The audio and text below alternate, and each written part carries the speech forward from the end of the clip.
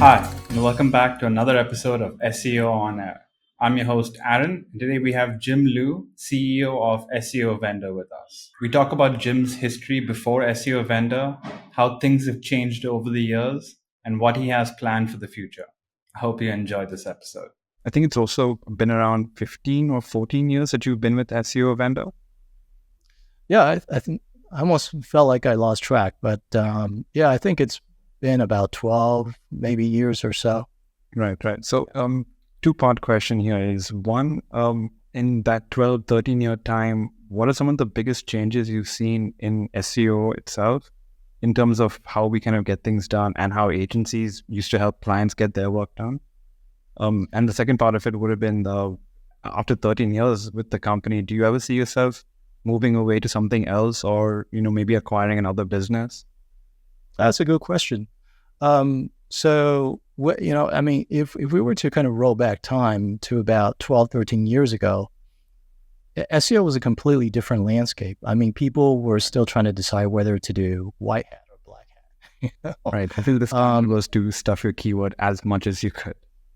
Yeah, and completely different standards, and so we were at a point in time when the hottest thing around the block was article spinners, which all it did was just take words and rewrite them into something that just completely doesn't make sense at all. So that was sort of the state of things, and of course, not everybody did it that way.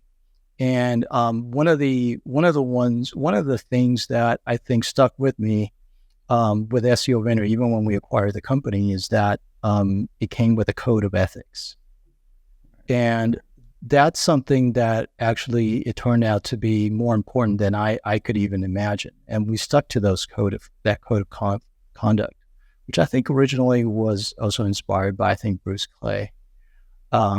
He's one of the earlier pioneers that, in my mind, in terms of this industry.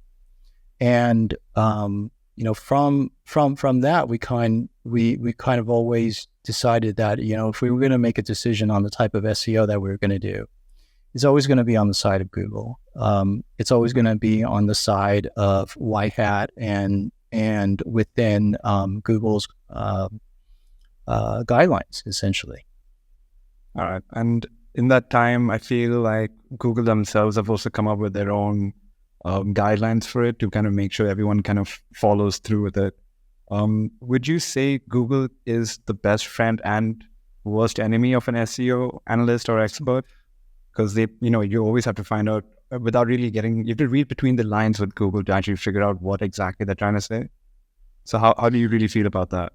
Yeah, well, I'll tell you something that's really interesting.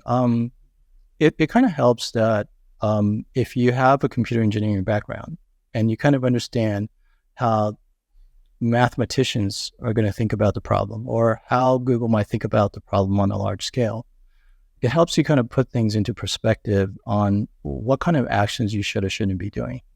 So, right. For instance, if you're going to consider taking a particular set of action just because it works today, not really think about how easy probably that method could be discovered by Google and wiped out tomorrow. That's probably not a very good long-term strategy to have. Just because that method might work for you today, and you'll see these from all the time from people that might succeed in the short term, but then they may risk kind of being able to latch onto something that's really going to hold their clients on for the long term. And does SEO Vendor, when they deal with clients, do they have I don't know what the right term for this would be, but do you have let's say a short-term result and a long-term result? Or is it mostly hey, we will get you the results whatever time it takes? Well, I think with clients, it's a slightly different way to look at it, because with clients you have to manage expectations, and a lot of times that kind of comes through several different ways. So, for example, if you have a client who has a brand new website then you're going to set a different set of expectations versus somebody who's coming in and, they have a large quantity of rankings that are already in the top 10. Right. So if I was, let's say, a client I have a website, I've got a few pages done already, and I came to SEO Vendor for a little bit of boost in visibility. That shouldn't, or I think that wouldn't take as long as someone who came with a brand new website and zero knowledge of SEO. Yeah, so time and the length of time something takes, it's also there's nothing really ever absolute about it. At least from the I don't know if it was like 9 or 10,000 projects that we've now come across. So typically, what it looks like is we have to really get down to understanding the particulars. It's the details that really matter. So, for example, how many keywords do you want to rank? Is it 10? Is it 100? How competitive are these keywords? Is the keyword pet? Which is kind of short, and or is it a long tail keyword? So, how competitive is it? How good of a match is the keyword to the business? And that's another factor. So what the client thinks should be a good match doesn't often match up with what Google thinks. And I say that because it doesn't matter what I think, or it doesn't matter what SEO Vendor thinks. It only matters between what Google thinks of the site and what the client thinks. And, it's our job to help facilitate and manage that process. Right. Well, I was going to get into how exactly you can manage client expectations who, let's say, might not have the experience dealing with other SEO agencies. But a little bit before that, can you give us, let's say, a not so subtle plug about SEO Vendor? We kind of talked about the history and how you kind of got there and like the initial days of it. But just a subtle plug about who exactly SEO Vendor is today and who can basically apply for the service. Sure. I mean, SEO Vendor today is certainly, it's not the same as the SEO Vendor of 10, 12 years ago. We're now both a software and service company. On the service side, we do offer SEO campaigns, but also PPC, website development, and entire marketing funnels, simply because that's what clients demand for. And so we do have a lot of expertise and resources in that area. And on the software side, it's because we have grown so strong with our own technologies, our own patent pending technologies, that we are now beginning to offer those technologies not only for our internal team to use, just kind of also allowing that technology to be shared with everybody in the world that wants to use it. I always felt it was somewhat of a cheat code to have someone who can develop certain apps and products for the company to use internally. Because I feel like with an agency that doesn't have that much, let's say, IT technical background, we'd always have to, let's say, pay for another tool or find another application for us to use that'll make our work better. But when it's someone who has the coding abilities and stuff, they could probably just be like, hey, we need to, let's say, figure out this thing internally. We can just develop our own app for it. And I've always felt like it's a fair and legal, cheat code for it so that you can always, never really have to rely on other people and you can just continue to rely on yourself. Did SEO Vendor always provide these kind of resources and tools, or was that something that kind of came a little bit later in its journey? Well, to be honest, I mean, SEO Vendor uses a lot of the same tools that are industry standards these days, like SEMrush and Ahrefs and a number of others. We know and we understand all the tools. The problem that we came across is that there's actually no tool for what we need to do, and that was the problem. So in those instances, what we decided to do was that we decided, well, this is what we need. We need to create it because nobody else would. Also, I read somewhere that at one point SEO Vendor was a one-man company, and now it became to the full-service marketing platform. I don't really know if it was a one-man company itself, but how did it grow from a small little scale industry to the giant it is today? Yeah, so when we first acquired the brand, like I was saying before, it didn't have any clients, and it didn't actually have any employees that came with it either. So At the very beginning, there was only me, and that was how it all started. You were Of course, now yes, I was a one-man company, but now we have over 55 people worldwide, all over the world, to help service our clients, and so's our client base is all over the world in 6 different continents as well. Right. So my question then is, how can you grow to that kind of agency, but always ensure that the employees that you're getting are the right fit, let's say? We bring all of our employees through an interview process, just like every company should. We don't tend to just kind of hire friends and family and all that just because we know people. We want to hire people that have the right skill sets, but not necessarily marketing or SEO skill sets. We look for people that are willing to learn, people that want to continue their learning process, and they're eager to find out, discover something new that perhaps they didn't know before, but it helps them to scale up. And I think in return, our employees love it, because they felt like they're being able to scale up along with the company. So as we change, so do their skill sets.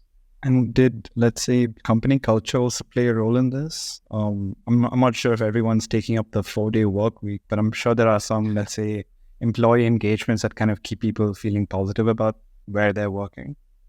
I remember there was this one time, I think, one of our managers is actually, his family's good at cooking cookies or baking cookies, I'm sorry. And we actually decided to have cookies sent to all the employees. And I remember doing that. It was kind of just a fun thing to do. And I think in general, though, I think it really does come back down to more so of the everyday learning process. We have more of a teaching approach where, we're not just going to throw you in the water and expect you to just come up with things yourself. If you need help, there's always going to be help and resources available. If I were to start an agency and I want to kind of have, let's say, enough authority and trust with my clients as well, would it be, let's say, important for me to kind of apply to these awards so that I can probably get some kind of credibility through that? Or would it be better just to focus on doing good work and then the rest will follow? I think somebody once said to me that it's important in any kind of business, and especially as an agency or as a marketing company, to do the right things at the right time. So timing is really important. And depending on where a business is, then there's probably a set of things that need to be done or prioritized, essentially. Our awards really the biggest priority? And if it is there 5 or 50 steps that have to be done before, making that submission? I think that because, you don't want to waste your time, you don't want to waste your money either. And so ultimately, I think going about it with the right priorities in mind is probably something to really think about. Right. The reason why I'm asking this is because I've always noticed, or I've gotten quite a few requests from award agencies, let's say, and they've always put in like a message saying that, hey, your company has a chance to win this award, or we would like to see your company show up for this award because we're nominating you for this.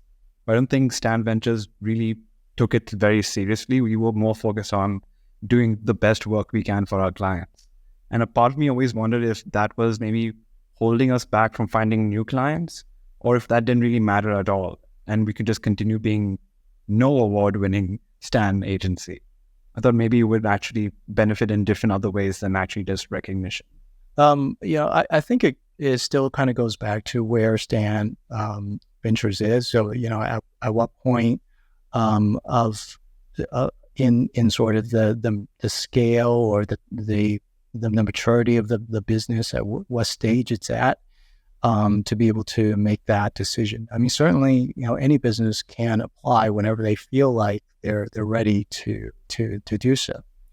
And so I think, there's probably a number of different factors including, okay, is this really the right time, or is this really the most important thing to focus on, or perhaps are there other things? And I think that's actually something that can always be kind of weighed against each other in order to know, which decision is going to matter the most. This might be just like a jump to the next question, not really related to the awards part of it. But the AI wave has pretty much taken over for the past year and a half, I believe now. And I think most people have just been trying to ride that train as far as they can. Yeah. SEO Vendor, however, kind of made their own train. Is that fair to say, with SEOGT too? Yeah, well, kind of. I mean, even before SEOGT, we started using AI technology in the SEO space about 7 years ago now. Right. And you were way ahead of the curve. Yeah. So what we did was we had a set of internal technologies that we use for SEO called Core, and later what we found out was that essentially it takes a long time if you want to do a really good job with analyzing all the different factors that are going to matter in order to make a decision to say, okay, perhaps this is the type of link we need to build, or this is the anchor text we need to use, or exactly what, at the end of the day, how does the SEO analyst actually go about making that final leg of a decision is not something that a tool like SEMrush or any other tool out there is going to be able to tell you exactly that. So how do you go about making that decision? Sometimes it could take hours upon hours of analysis. So one of the key factors why we introduced AI technology and why we needed it 7 years back was because it was able to solve a problem. I saw that you could utilize AI to be able to train it on data that you have, and then be able to use that data in order to help you guide you, not necessarily make the decision for you, but help guide you in understanding the data much quicker. So the speed of analysis went from somewhere like 3 hours down to like 3 minutes. So, but there were still things that needed to be done afterwards. But at least there were certain segments where it was able to greatly increase that efficiency. Yeah, I think over the years there were other tools like Copy AI and Jasper AI. But I read on the website that while that takes away the very general knowledge kind of content, SEO GPT kind of focused on how to understand web pages that would be better for readers and humans, and websites and search engines. So I think this might be a very biased question, but if you had to choose between the Chat GPT and SEO GPT, what would you say are the major differences between the two then? If I was going to say write an article, or if I had what I call short content that has to do specifically with SEO, or perhaps even social media, I would use SEOGPT every single time. That's because I know that inside SEOGPT-2, essentially, it goes through all the forms that a person would in every step of the way in their writing process, including researching, including how it comes down to citing and using the information from the research in writing the content, and also in how it writes the content. We have a patent pending technology called DTR that we specifically use to dynamically simulate how a human being would go about making decisions in how to consider certain factors like how much to weigh a particular keyword, or how much to introduce a brand inside the article. These are all decisions that have to be made of the moment. They cannot be, say, just placed inside of a prompt in order for an AI to understand. So in those kinds of circumstances, I would definitely use SEOGPT for. But for everything else, I definitely recommend ChatGPT. Right. One more thing about SEO GPT. It's at GPT-2 right now. Will it be advancing to GPT-3, 4? What's the future for the SEO GPT? Right. So we don't want to just increment the sort of the SEOGT just because we want to. For example, the difference between SEOGT 1 and SEOGT 2 is almost about 100-fold of a difference. So it's I mean, the interface is even very different. Even though it's made to be user friendly, it's actually very complicated in the background. So the content does take a little bit of time, more time than say ChatGPT to come up with, but still the quality, that's what we wanted to ensure, that the quality is there. But we are actually, this year is a very busy year for us because we are literally releasing new features into SEOGT and especially SEOGT 2, where there's a lot of concentration now on. We're releasing new features every week. And I used it actually a little bit since the time we've spoken. I don't know if this is a proper question or not, but it's a free tool.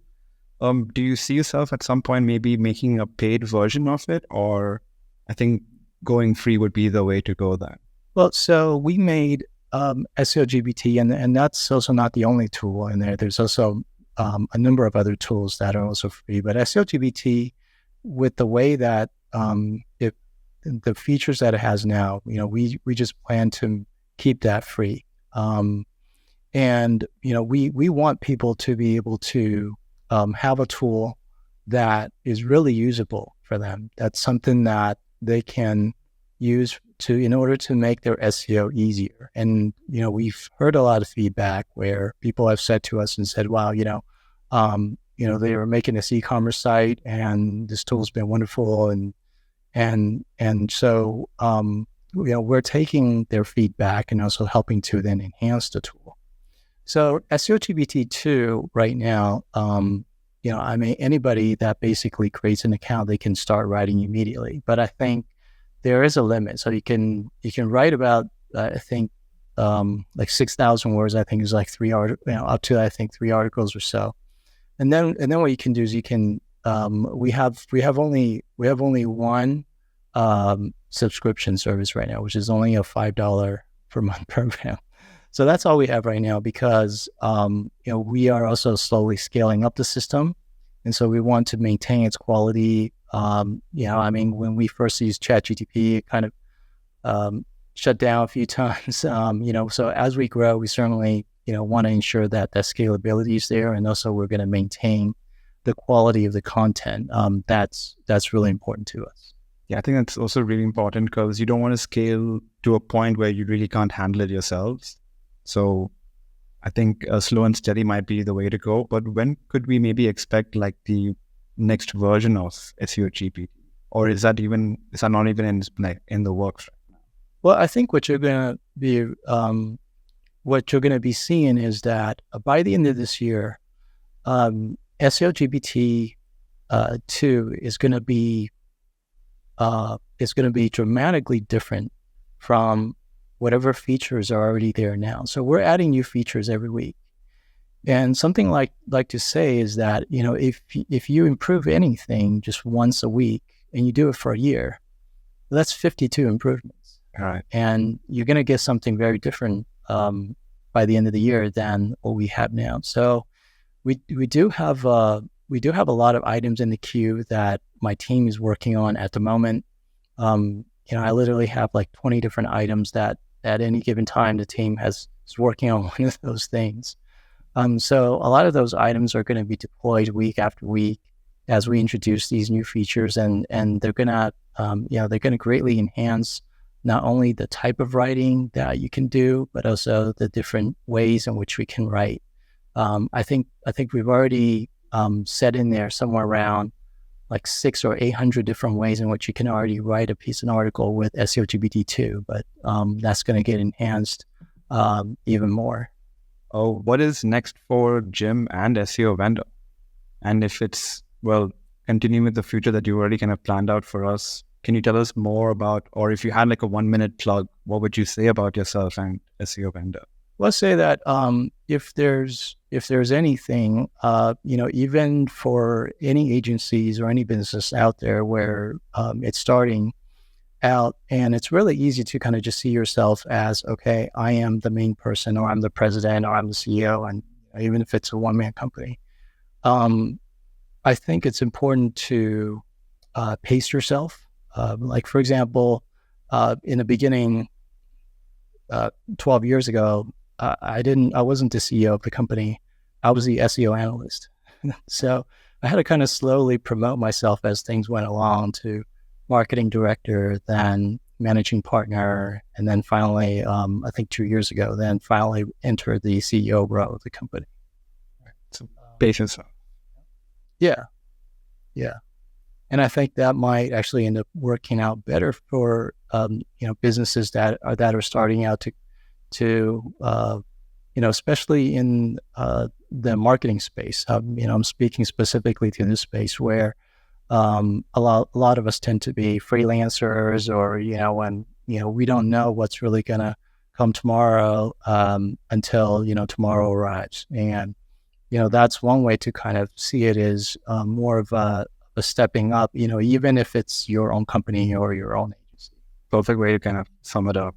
One small thing then is, if you were to do a 30-second advertisement for SEO Vendor, how would that go? At the end of the day, the way we look at it is that businesses are not just sitting in a vacuum. They're not just businesses by themselves. There's somebody behind them. There's a family behind them. There's people's livelihoods that actually depend on those businesses. So when we go out there, we have to be responsible marketers, responsible SEO agencies who understand and value that. You'll have some clients like ours that have reached over 100 cycles, which a cycle is a month. So they've been around for over 10 years on a SEO campaign. So thank you so much for the chat, Jim. Again, I wish we could have maybe an episode 2 in the future, hopefully, maybe next year. But it was great chatting with you. I think I learned quite a bit as well. And again, thank you for explaining whatever you needed to explain, and hopefully we can get you for a round 2. Absolutely. Thanks for having me here. Thanks for watching that episode. I hope you enjoyed. For more videos like this, make sure you like and subscribe.